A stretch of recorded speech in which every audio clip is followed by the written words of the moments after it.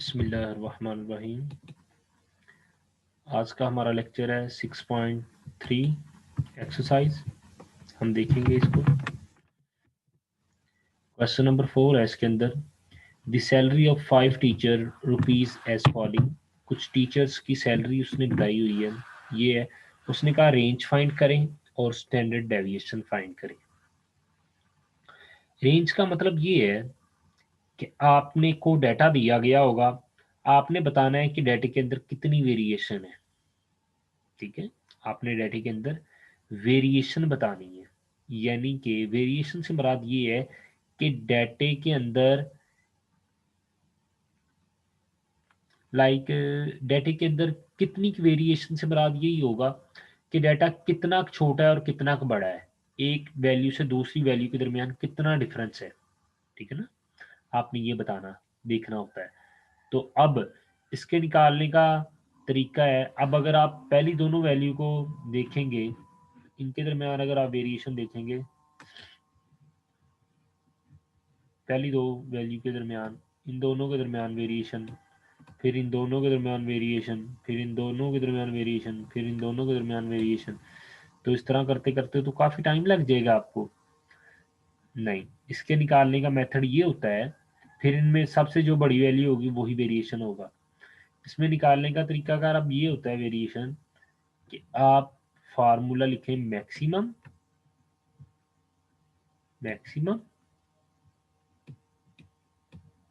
Minus minimum is equal to range. Range का ये formula है, range is equal to maximum, range का ये फार्मूला है। ठीक है, अभी हम देख लेते हैं यहाँ पर भी।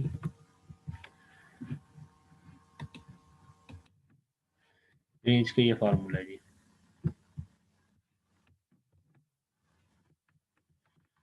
Range is equal to X maximum. X से मुराद यही है, ये जो वैल्यू उसने दी हुई है इसको हम एक्स का नेम दे देते हैं, ये एक्स है।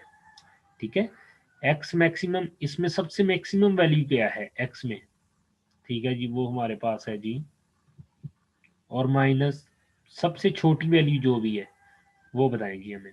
हमने इसके नीचे लिख देना है range is equal to maximum value और मिनिमम वैल्यू। 15,000 माइनस 11,500, 3500 रुपया हमारी बन। ये हमारे पास इन दोनों को माइनस करने से हमारा 3500 आंसर निकला है, और ये इसकी रेंज है। क्वेश्चन जो भी आ जाए आपने रेंज इसी तरह यही फार्मूले से फाइंड करनी है। Maximum value minus minimum value is equal to range. ठीक है,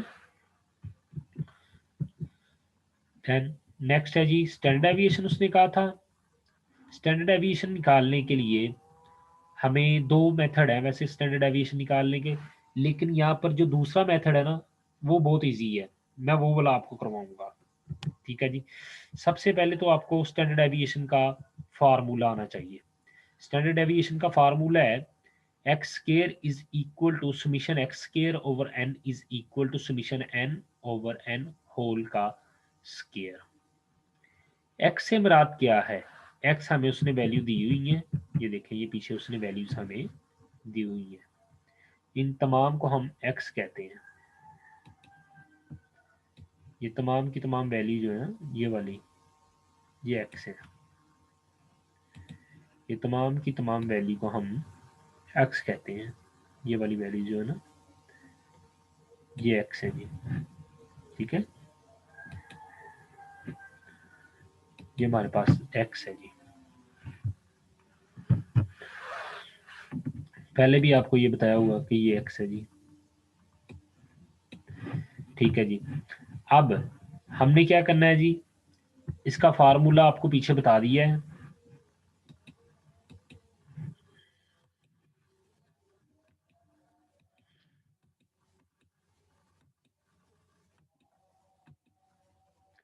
x square is equal to summation x square over n is equal to is equal to नहीं है यहाँ पर, ये याद रखनी है। सॉरी ये मिस्टेक हो गई है, अभी इसको मैं देख के ठीक कर देता हूँ। यहाँ पर इज इक्वल टू नहीं है, यहाँ पर माइनस की साइन है, माइनस है। Minus into summation x over n whole square. ठीक है, अब हमारे पास x तो है, हमारे पास है, ये सारा x ही है, ये हमारे पास जितना भी है ना ये x है हमारे पास। अब इसका स्केयर हमने निकाल लेना है, तो हमारे पास x स्केयर निकल आएगा। ठीक है ना, अब उसने यही कहा है x स्केयर निकाले। ये देखना x है, n है, g है 1 2 3 4 5। ठीक है जी, और x स्केयर हमने फाइंड करना है, इसका स्केयर फाइंड कर लो। ये जो डाटा दिया हुआ है, x जो दिया हुआ है इसका स्केयर फाइंड कर लो, तो हमारे पास x स्केयर आ जाएगा। स्केयर फाइंड कर लेंगे इसका, ये आ गया। इसका स्केयर फाइंड कर लें जी, ये आ गया। इसका स्केयर फाइंड कर लें जी, ये आ गया। इसका भी स्केयर फाइंड कर लें, इसका भी स्केयर फाइंड कर लें। ठीक है, ये सबका स्केयर आ गया। अब हमने क्या करना है जी, अगर इसको हम ऐड करेंगे तो समीशन एक्स स्केयर हमारे पास आ जाएगा। समीशन एक्स स्केयर ये देखिए, ये हमें चाहिए था, हमने किस तरह निकाला, उन सबको ऐड किया तो हमारे पास समीशन एक्स स्केयर आ गई। ये देखें, ये वाली वैल्यू है, और ये वाली वैल्यू मैंने ये देखें नीचे लिखी हुई है। एन से मुराद है 1 2 3 4 5, 5 है तो मैंने ये देखें नीचे 5 लिख दिया। समीशन एक्स, इन सबको ऐड किया तो समीशन एक्स आ गया मेरे पास, ये हमने लिख दिया। एन 5 है हमारे पास, एन लिख दिया, इज इक्वल टू स्केयर आ गया हमारे पास। देन नेक्स्ट देखते हैं।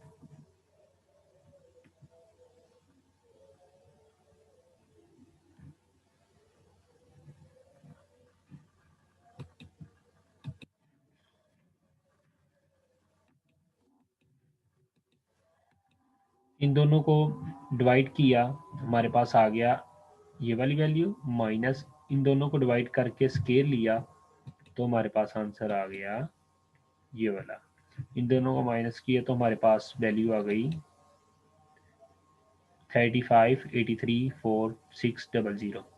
ये हमारे पास निकला है एक्स स्केयर, एस स्केयर, और एस स्केयर से मुराद होता है वेरिएंस। एस स्केयर से मुराद क्या होता है, ये किसका आंसर निकला है, ये वाला, ये हमारे पास आंसर निकला है वेरिएंस का। जबकि उसने तो हमसे वेरिएंस पूछा भी नहीं था, हमने वेरिएंस का आंसर निकाल दिया। वेरिएंस हमारे पास वेरिएंस का आंसर निकल आया, जबकि उसने तो हमसे वेरिएंस का आंसर नहीं था पूछा। उसने कहा था फाइंड करें स्टैंडर्ड एविएशन, उसने हमें स्टैंडर्ड एविएशन का कहा था। अगर देखें तो आप, अभी आपको मैं दिखा देता हूँ। उसने कहा था स्टैंडर्ड एविएशन फाइंड करें, ये देखें, उसने कहा था स्टैंडर्ड एविएशन फाइंड करें, हमने क्या निकाल दिया, वेरिएंस। अब वेरिएंस से स्टैंडर्ड एविएशन निकलता है। अगर अगर आप इसका स्क्वायर रूट ले लेंगे ना, तो इसके ऊपर जैसे ही आप स्क्वायर रूट लेंगे तो राइट साइड पे भी स्क्वायर रूट आ जाएगा, और स्क्वायर स्क्वायर से कट जाएगा, ये देखें, और यहाँ पर भी स्क्वायर आ गया, तो ये वहाँ पर आ गया वैल्यू 5986.2। ये इसका आंसर है। और स्टैंडर्ड एविएशन को एस से जाहिर करते हैं, वेरिएंस को एस स्क्वायर से और स्टैंडर्ड एविएशन को एस से। अब आपको पता चल गया, अगर आपको वेरिएंस बोले तो आपने सिर्फ ये वाला आंसर लिख देना है। अगर आपको वेरिएंस कहा जाए तो आपने सिर्फ यहाँ तक ही सोल्व करना है, और अगर आपको स्टैंडर्ड एविएशन कहे तो आपने एक लाइन और आगे करके ये आंसर निकाल देना है। आई होप आपको पता चल गया होगा किस तरह क्वेश्चन सोल्व करना है। नेक्स्ट क्वेश्चन है, एक और क्वेश्चन उसने दिया हुआ है, एक्स की वैल्यू ये है और एक्स स्क्वायर हमने खुद फाइंड कर ली है। ठीक है, अब सेम वैसे ही है जैसे पहला क्वेश्चन किया था हमने,